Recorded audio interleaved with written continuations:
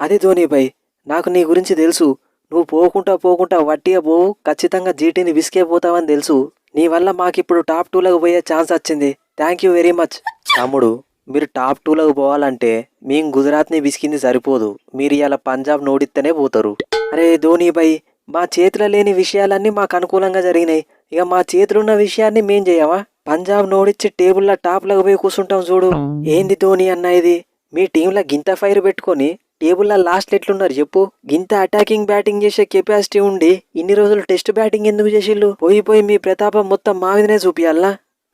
తమ్ముడు, సీజన్ సగం అయిపోయేసరికి త్రిపాఠిని, రాచిన్ రవీంద్రని, విజయ్ శంకర్ని, దీపకుడని నమ్ముకొని ఉన్నది అమ్ముకున్నాం.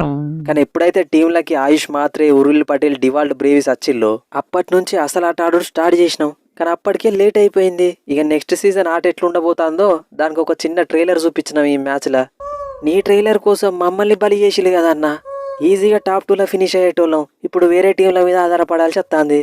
పెద్దన్న, వాస్తవం చెప్పాలంటే నేను టీంతో జాయిన్ అయినాక కూడా నన్ను ఒక మ్యాచ్ ఆడియలే మీరు. నన్ను కనుక అప్పుడే ఆడిచ్చేది ఉంటే వట్టినే గెలిచేటోళ్ళం. ఆ మ్యాచ్ కూడా ఇప్పుడు టేబుల్ లాస్ట్లో ఉండకపోతుండే. కరెక్ట్ తమ్ముడు, నీ లోపల గింత ఫైర్ ఉంటుందని నేను ఎక్స్పెక్ట్ చేయలే. Excellent batting. ఇక నువ్వు పర్మనెంట్గా రిటైర్ అయ్యేదాకా సిఎస్కే మెంబర్వే, ఫిక్స్ అయిపో.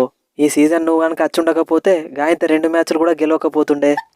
నెక్స్ట్ ఇయర్ సీజన్ స్టార్టింగ్ నుండే ఈ డివాల్ బ్రేవిస్ ఆడించే ఆట ఎట్లుంటుందో సుత్తూతి.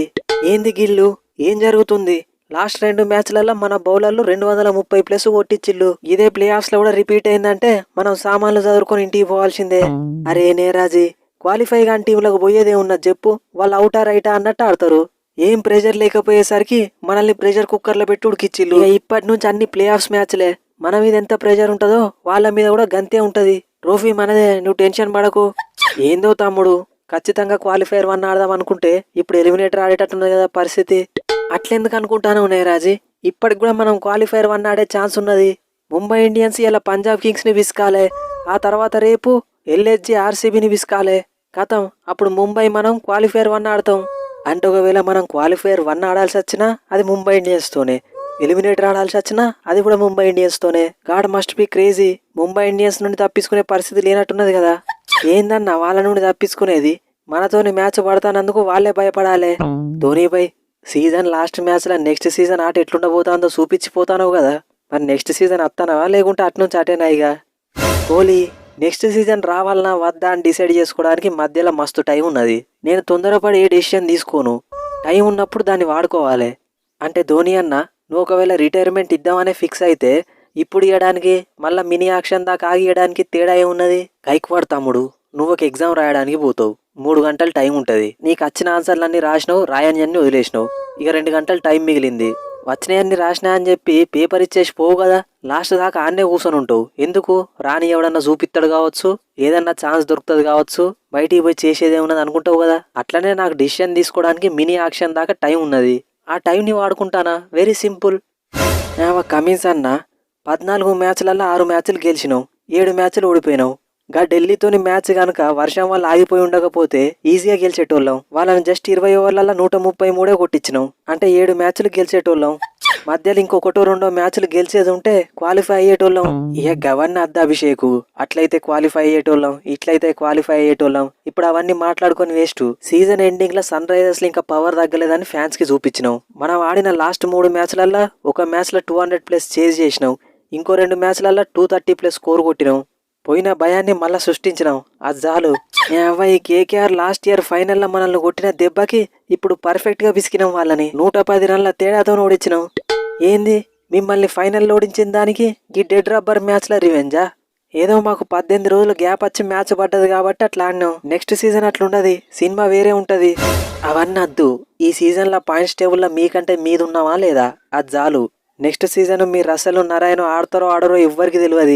కానీ మా క్లాస్ అను హెడ్ మాత్రం గిట్లనే ఆడతారు. ఎక్కడ స్టాప్ చేసిండు నెక్స్ట్ సీజన్ అక్కడనే స్టార్ట్ చేస్తా. కమిన్స్ హెడ్ అవుట్ అయినాక ఈశాన్ కిషన్ ఎవరు పంపించింది? అభిషేక్ తమ్ముడు జస్ట్ 16 బాళ్ళలో 32 రన్స్ చంపిండు. మన హెడ్ జస్ట్ 40 బాళ్ళలో 76 రన్స్ చంపిండు. 6 4లు 6 6లు. నేను 39 బాళ్ళలో 105 రన్స్ చంపిన, 9 6లు 7 4లు. కానీ ఈశాన్ తమ్ముడు మాత్రం 20 బాళ్ళలో 29 కొడితే 145 స్ట్రైక్ రేటు. ఈ మ్యాచ్ లో మనం 300 కొట్టలేదంటే దానికి రీజన్ కి ఈశాన్ కిషన్ తమ్ముడే. 300 కొట్టుడు ఇంపార్టెంటా మనం మ్యాచ్ గెలుచుడు ఇంపార్టెంటా? నేను కూడా వచ్చి తొందరగా అవుట్ అయ్యేది ఉంటే మళ్ళా మూమెంటం కేకేఆర్ వైపు షిఫ్ట్ అవుతుండే. అప్పుడుకి 278 కాదు 250 కొడుతుండే మనం. 250 కొట్టినా గెలుస్తుండే కదా తమ్ముడు. వాస్తవం చెప్పాలంటే 1 డౌన్లో క్లెసెన్ని పంపించి ఎంత మంచి పని చేసినావో 2 డౌన్లో నిన్ను పంపించి అంత తప్పు పని చేసినావు. అనికేత్ వర్మనో అభినవ్ మనోహర్నో ఆఖరికి నేను పోయినా కానీ 6లు చంపుతుండే. లాస్ట్ మ్యాచ్లో 94 కొట్టి గెలిపించిన విశ్వాసం కూడా లేదు మీకు. ఇక ఓనితి తమ్ముడు, సీజన్ స్టార్టింగ్లో 286 కొట్టినావు, సీజన్ ఎండింగ్లో 278 కొట్టినావు. ఎట్లా స్టార్ట్ చేసినామో అట్లనే ముగించినావు. ఇక మిగిలింది నెక్స్ట్ సీజన్ చూసుకుందాం. స్కై, మొన్నటిదాకా మనం టాప్ 2లకు పోయేది మన చేతిలో లేదు, కానీ ఇప్పుడు మాత్రం మనం టాప్ 2లకు పోతామా పోమా అన్నది మన చేతుల్లోనే ఉన్నది. మనం కనుక ఇవాళ పీవీకేఎస్ని విసికినామనుకో క్వాలిఫైర్ 1 ఆడుడు ఫిక్సు. పాండ్యా జీటీ సిఎస్కే చేతులు ఓడిపోవుడు, పంజాబ్ డీసీ చేతులు ఓడిపోవుడు, ఆర్సీబీ ఎస్ఆర్హెచ్ చేతులు ఓడిపోవుడు, ఇవన్నీ జరిగింది మనం క్వాలిఫైర్ 1 ఆడి ఫైనల్కి పోయి ఫైనల్ గెలవడానికే. మన గ్రహాల మూమెంట్ స్టార్ట్ అయిపోయింది. అంతే అంటావా స్కై? ఇవాళ మ్యాచ్ గెలుచుడేనా? వట్టిగా గెలుచుడు కాదు, ఇలా మనం పంజాబ్ని విసికేది చూసి క్వాలిఫై అయిన టీంలు భయపడాలి. ఎందుకంత తొందరపడతాళ్ళు? మీ గ్రహాల మూమెంట్ని చేంజ్ చేయడానికి నేనున్నా కదా. 3 మ్యాచ్ల రిజల్ట్లు మీకు అనుకూలంగా వచ్చినాయి మీరు టాప్ 2లకు పోవడానికి, కానీ ఈ మ్యాచ్లో నేను కొట్టే దెబ్బకి మీరు ఎలిమినేటర్ ఆడతారు. కరెక్ట్ అయ్యారు తమ్ముడు. ఇవాళ గనక నువ్వు మ్యాచ్ గెలిచినావు అనుకో ఈ ముంబై ఇండియన్స్ గదే 4th ప్లేసులనే ఉంటుంది. ఇక మేము రేపు ఎల్ఎస్జీని ఎట్లయినా బిసుకుతాం కాబట్టి మన ఇద్దరం మంచిగా క్వాలిఫైర్ 1 ఆడుకోవచ్చు. ఈ జీటీ ఉన్న ఎంఐ ఎలిమినేటర్ ఆడుకొని ఎవరో ఒకరు ఎలిమినేట్ అయ్యి మళ్ళీ క్వాలిఫైర్ 2కి వస్తారు. అలా మీరు వాళ్ళని బిస్కిల్ అనుకో మంచిగా మా ఇద్దరం ఫైనల్ ఆడుకోవచ్చు. అంటే మాతోని క్వాలిఫైర్ 1లో మీరే గెలుస్తారని ఫిక్స్ అయిపోయిల్లా? సరే తమ్ముడు, క్వాలిఫైర్ 1లో నువ్వే గెలిచి ఫైనల్కి పోయినావు అనుకో మేము కింద జీటీనో ఎంఐనో విసికి మేము ఫైనల్కి వస్తాం. అప్పుడు మన ఇద్దరం ఫైనల్ ఆడుకుందాం.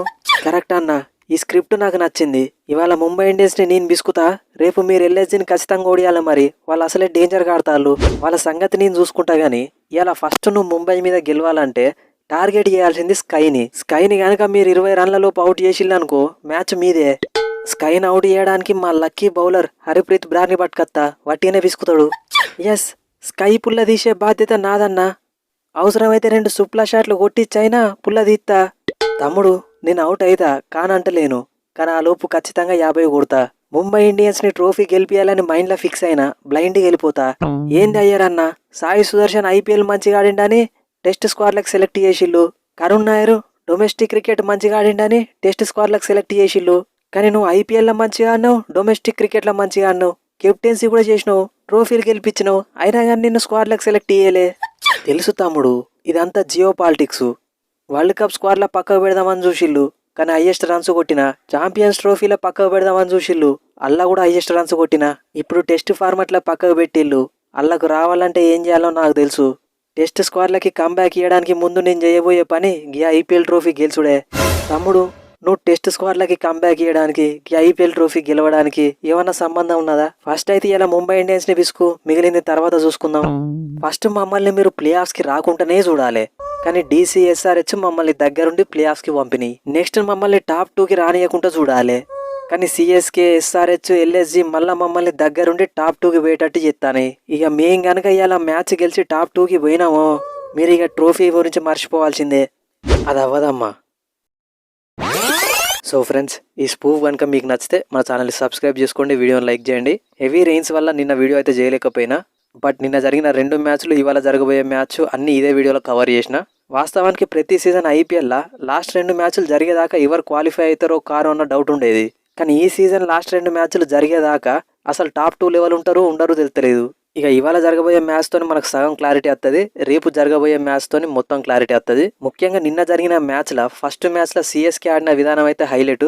టేబుల్ టాప్లో ఉన్న గుజరాత్ టైటాన్స్ని అంత దారుణంగా ఓడించడం అంటే మామూలు విషయం కాదు. అది కూడా వాళ్ళు ఫుల్ స్ట్రెంత్ స్క్వాడ్తో ఉన్నప్పుడు. సిఎస్కే అయితే ఎక్సలెంట్ సైన్ ఆఫ్ ఇచ్చింది సీజన్కి. ఇక గుజరాత్ టైటాన్స్కి నెక్స్ట్ ప్లే ఆఫ్స్ మ్యాచ్లలో బట్లర్ కూడా ఉన్నాడు, Kusal Mendis Sri Lankan wicket keeper batsman అవైలబుల్గా ఉంటాడు. మాక్సిమం వాళ్ళు క్వాలిఫైర్ 1 ఆడినా ఎలిమినేటర్ ఆడినా ముంబై ఇండియన్స్తో ఆడే ఛాన్స్ ఎక్కువ ఉన్నది కాబట్టి వాళ్ళకి కష్టమే. ఇక తర్వాత జరిగిన మ్యాచ్ ఎస్ఆర్హెచ్ అయితే మళ్ళీ బీభత్సం సృష్టించింది. వాస్తవానికి వాళ్ళు ఫస్ట్ 10 ఓవర్లకే 150 కొట్టిళ్ళు. ఇక వికెట్లు కూడా ఒక్కటే పడ్డది, మిగిలిన 10 ఓవర్లు కూడా 150 కొట్టేది ఉంటే 300 కొట్టేటోళ్ళు. మధ్యలో ఇషాన్ కిషన్ ప్లేస్లో అనికేత్ వర్మను, అభినవ్ మనోహర్ లేక ప్యాట్ కమిన్స్ వచ్చినా కానీ 300 టచ్ అయ్యేటోళ్ళు కావచ్చు. అంత ఈజీగా 300 కొట్టుడు బట్ దగ్గర దాకానైతే పోయేటోళ్ళు అనిపించింది నాకు. ఇక ఇవాళ జరగబోయే మ్యాచ్ కూడా ప్లే ఆఫ్స్తో సమానంగా ఉంటుంది.